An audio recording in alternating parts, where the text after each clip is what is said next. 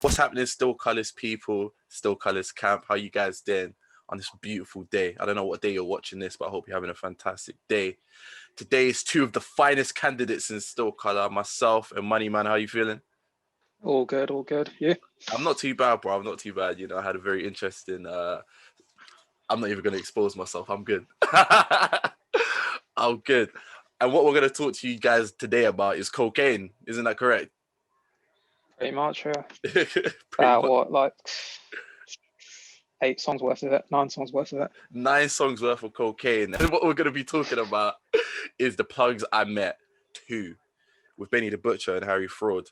Money, like obviously, just to give a bit of backstory, but like obviously between this whole thing, is you've been a fan of Griselda for quite some time, haven't you? Yeah, since about late 2017. And like, who in Griselda would you say, like, obviously not a ranking, but like, who's your favorite member? My favourite's probably Conway, Fair. but I think Benny's got if you're talking like bar for bar the best rapper, I think he's one of the best, like, in out of like everyone rapping right now, not just Griselda. No, 100%. Benny's freaking fire. And do you know what? One thing that I can like respect about Griselda is they're consistent and they drop a lot. But they drop. Yeah. It's not like, do you know, for example, when people like drop too much, like freaking 15 mixtapes a year, they drop a lot, but it's all consistent and it's all pure and it's all good.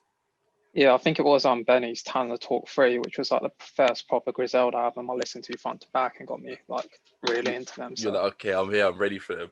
Whereas like with me, I've literally you literally put me onto Griselda. So and that was recent. That was probably like what was that West Side Gun album with Elizabeth in it? Um, oh, And he's got like the mask on his face, the Fendi thing. yeah, was it the Hitler Wears Hermes? That's Two or something. No, so well, it's one of West Side Gun's ones. Yeah, he names it, and they're all sequentially. He made the sunshine. No, Supreme Blientele. That's one. Supreme Blientele, literally freaking fire. And I was like, yeah, I need to get involved with these guys. And I actually was more on West Side Gun until obviously I heard Conway and Benny and realized, to be fair, I preferred those guys more lyrical as opposed to, West Side Gun's energy. I think if you're listening to a whole album, you definitely prefer them to. I think West Side can shine a lot more on a single song. No, 100%. But I guess also it's a nice duality if you were to have, like, for example, a Benny or Conway mixed with West Side. Yeah. You have obviously the bars, and then you have the yo, you have all of that shit. You get me? Which I'm here for it. I think that joint album they had in 2019, that What Would Sean Gun Do, that was quite good because I had all three of them on a lot of tracks. So that was a good sort of nice to see how the chemistry works. No, 100%, man. It's they're all related, aren't they? Yeah, I think Benny and Conway and West Side Gun are cousins. Okay. And I think Benny's like the friend or West Side's nephew or something. I don't know. Oh, fair enough, man. That's mad, man. Listen, keep it in house, people. If you're gonna do anything, bro, as Joe Jackson would, let you guys know. But bro, what are you thinking, man? What are your initial thoughts on this tape? I like it. It's longer than Plugs I Met. The first one was. That was actually one of my favorite projects of 2019. I think it was. Had that track. I thought the feature. I think that was only about 4 songs, but you had features from Pusha T, Black Thought, Jadakiss. I think. But yeah, I think. I'm a big fan of Harry Fraud anyway. Yeah, massive fan. But I think the production on this is brilliant, and I think again, like, we talked about in the other video, when you have the producer and rapper combination. The flow and the sequencing of that album a lot of the times is just that much better.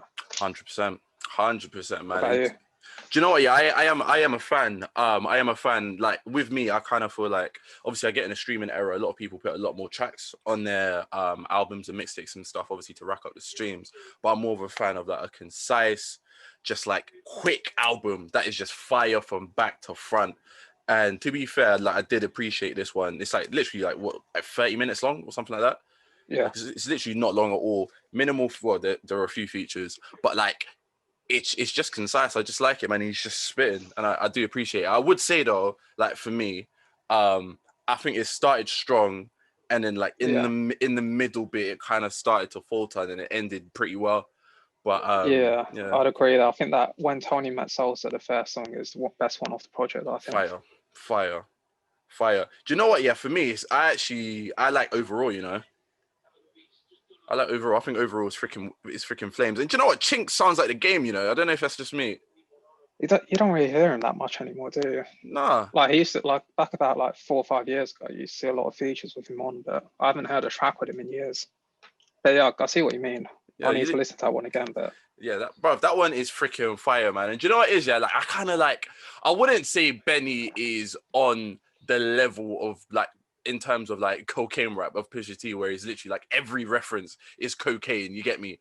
But I do like how his like, I don't know, I do compare it to the currencies where it's kind of like they know what they're talking about and they focus on that. Where I kind of feel like Conway is a lot more, what's the word, like retrospective. Like he look. Benny. No, Conway is a lot more retrospective. Like he looks within himself a lot more. Where I kind of feel like Benny is just more lifestyle, more like this is what we did, this is what we're doing, this is how we're making money, and it's lifestyle music. I think drug dealer lifestyle music. I think the way he touches on it's a bit different now, because I think, like you say, it's more lifestyle. So he talks about like cars, sports, and all that sort of stuff too, rather than just purely that one aspect of it. 100%, yeah. Sort of like I don't know if you listened to the first tape when it came out, but there was a track with him and Pusha T on called 18 Wheeler. Mm-hmm. That was, I think you'll like that. That's pretty good. But even then, you can sort of, that's just like back to back to back cocaine music. Mm. But do you kind of feel like there is still like an era for cocaine rap? Because like, let's be real, like obviously the likes of Jay-Z, obviously we've got the likes of Pusha T, the Clips. Obviously, a lot of people came up on cocaine raps. Even Scarface had a whole album, The Fix, which was essentially cocaine raps. Like, do you kind of feel like these guys are getting to the limits of cocaine rap? Because let's be real, like Griselda, they're older in age, but like around the same age as these other people who are making the cocaine raps. So do you feel like they've, I don't know, like it's kind of losing its like, do you get me? Yeah, I know what you mean. For me, it works well because I'm a big fan of Freddie Gibbs, and that's what a lot of his music is. More than that, I think it's just, I think a lot of it has to do with the production as well, and the style and the delivery. Like their delivery is like 90s delivery. It's not like triplet flows, or it's not like or anything just like rhyming couplets at the end. It's proper like old school delivery, like rappy rap sort of stuff. I think you look at them, you look at like people like Gibbs, talked about Boldy Jones and that, they all feature with each other a lot, and they're all around the same age. So I think there is, because there's a group of them, and there is especially in the internet now, there is a core audience that they're reaching. And I think that it's never going to be mainstream. It's always going to be a bit of a niche sort of subgenre. But I think there'll always be some sort of audience for it, and I think it'll always be about, it's just, you say like you said, these guys are like late 30s, early 40s now. You don't really see a new generation of them coming through, do you? You don't. I definitely don't. I kind of feel like they will be the last. Do you feel me? I do feel like they will be the last, or like there'll be a random 40-year-old rapper from freaking Ohio who's on his cocaine raps, and he'll come randomly. You get me? But I don't feel like the younger rappers. No, the younger rappers are doing it, but it's different.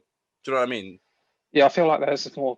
I feel like a lot of younger rappers now, it's more driven by the beat than it is by the actual rapping. And a lot of it is done for singles rather than albums. It's 100%. Done for a single to blow rather than like a well-sequenced consecutive album that sort of track after track sort of builds a story. Like you don't really see that many concept albums anymore.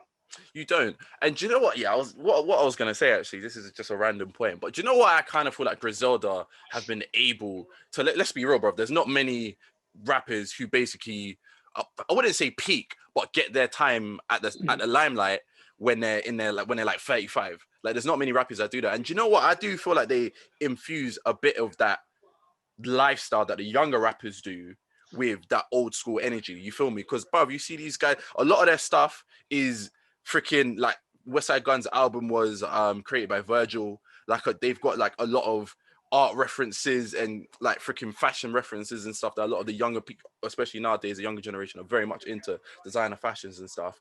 Guys are always dripped in jewelry, looking fly.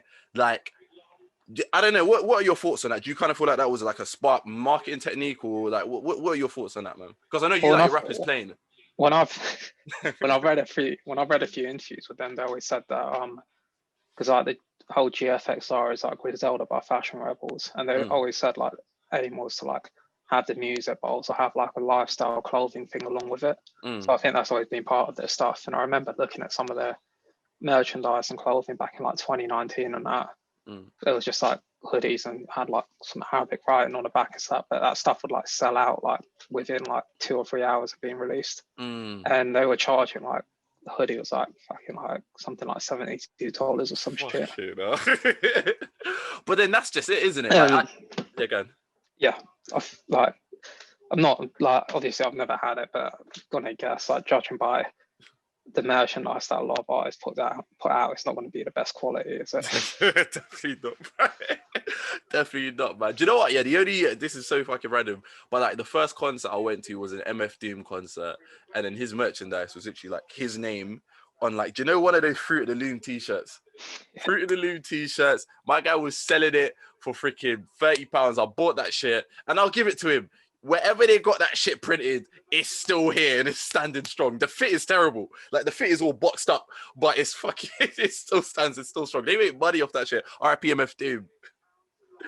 Yeah, he didn't even show up to a lot of his shows, did he? He used to stand there imposter. Bro, I literally remember thinking to myself, because like when I was going out, that's when like I started reading like, yeah, sometimes imposters come out and shit like that, and I was like, bro, how are you meant to know if it's an imposter or not? This guy is so far on stage, like his body looks the same. Like, how are you meant to tell? It's mad, bro. It's mad. But like back to Benny, and you know, to be fair, he's been having like an incredible year. Obviously the tape he dropped with Hit Boy, for me that was on like one of my best albums lists of last year. Was that on your list as well? No, I just missed out, but I'd probably put it on there in retrospect. Burden and Proof on, yeah.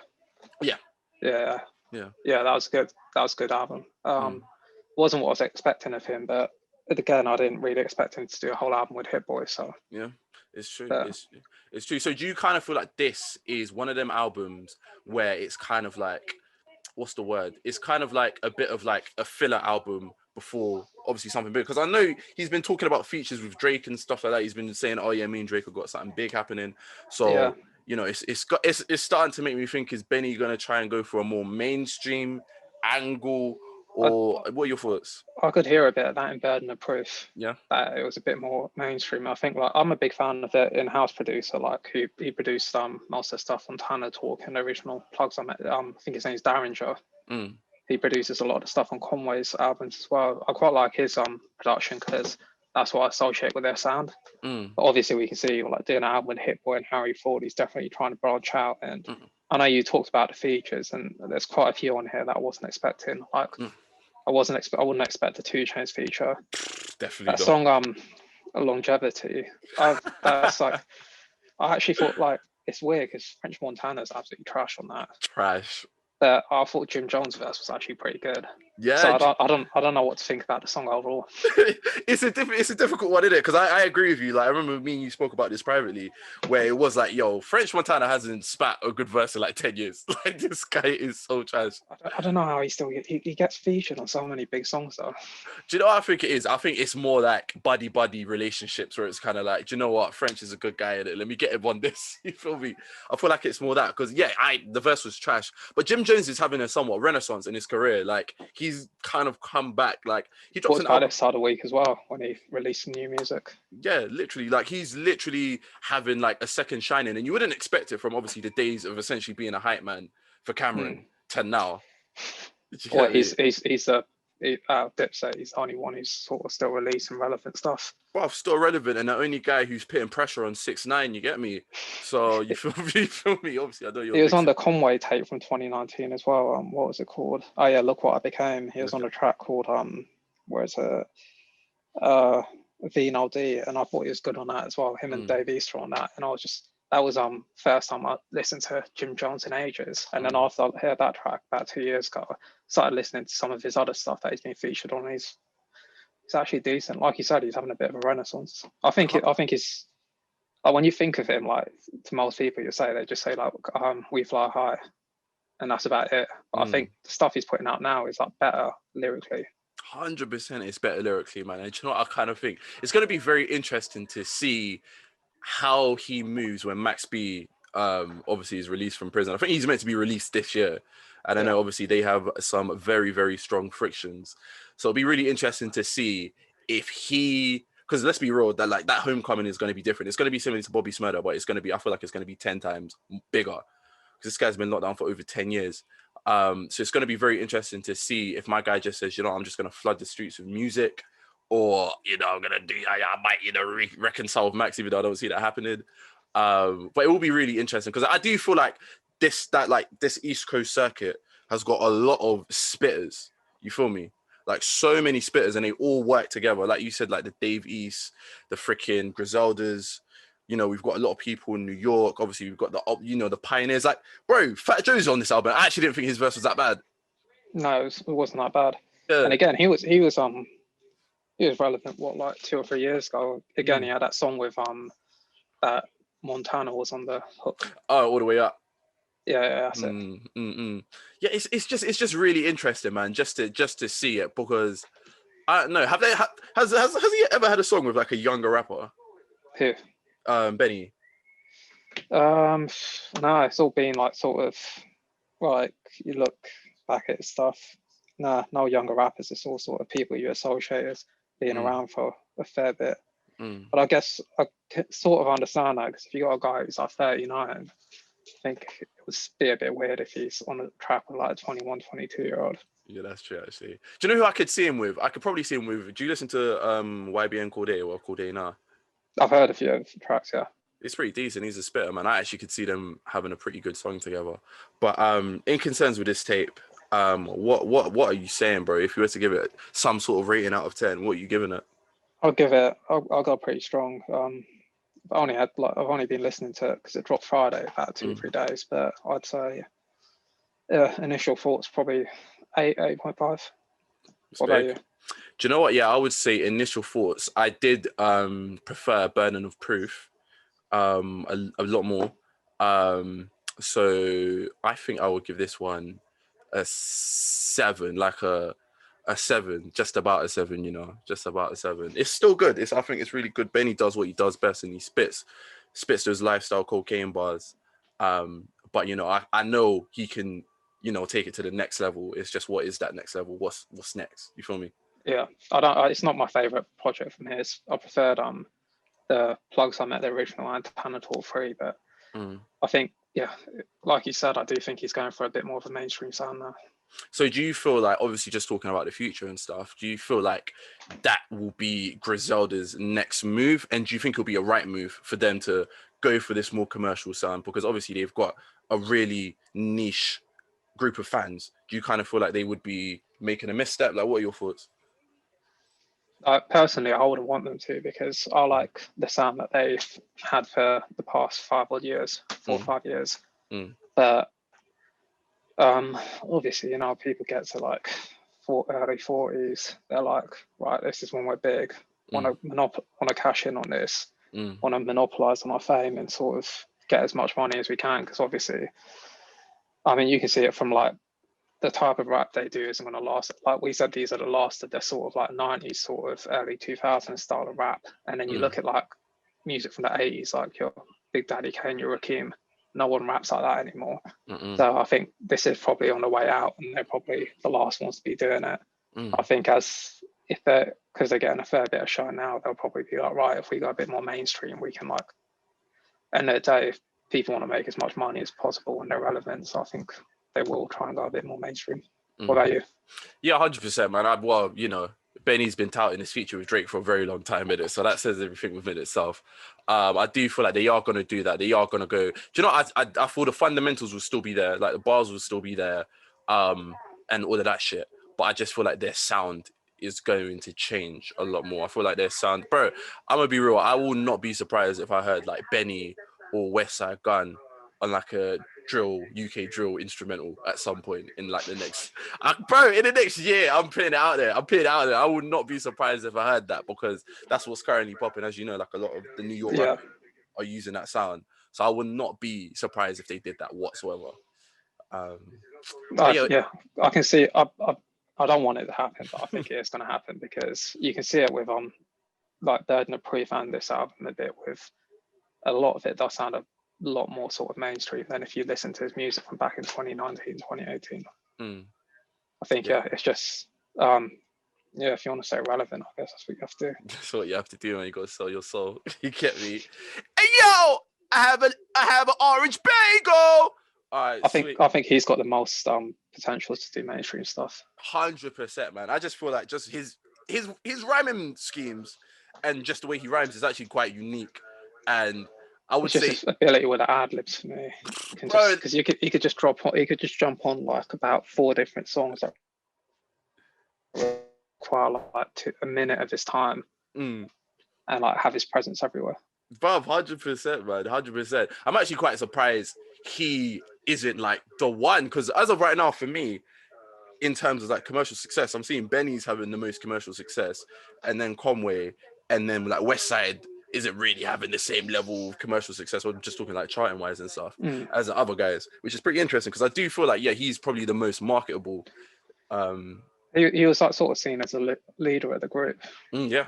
Before like the last year, and then obviously like Conway came out with From a King to a God, and then we had Burden of Proof, and I think both of them got a bit more of a reaction than Pray for Paris did. Bro, way more of a reaction. And to be fair, Pray for Paris actually had a lot of the younger rappers on that as well, you know. Like my guy had a feature from Tyler. Who else did he have a feature from that was actually like, oh shit. Yeah, Joey Badass, Tyler. Yeah. There's someone else as well. Yeah, there's someone else, but it's not coming to the top of my head. Hey, yo! Fuck it. Let's sign out here. Let's get the fuck out of here. Guys, comment, rate, subscribe. Let us know your thoughts. We'll see you in a bit.